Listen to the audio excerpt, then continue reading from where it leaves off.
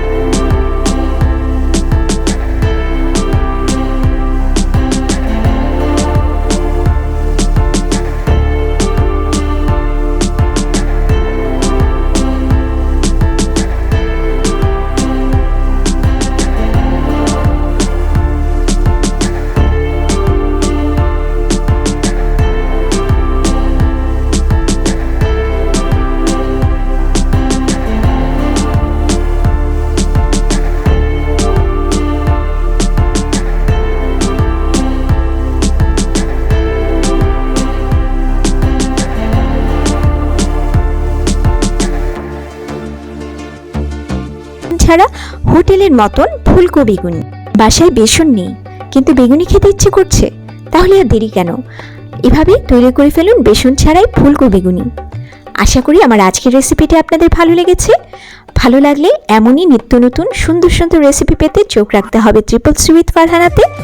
আর যদি আমার চ্যানেলে নিউ ভিউয়ার হয়ে থাকেন তাহলে চ্যানেলটি সাবস্ক্রাইব করে বেল বাটনটা প্রেস করে দিতে হবে, যেন এমনই সুন্দর সুন্দর নিত্য নতুন রেসিপির নোটিফিকেশন সবার আগে আপনার কাছে পৌঁছে যায়।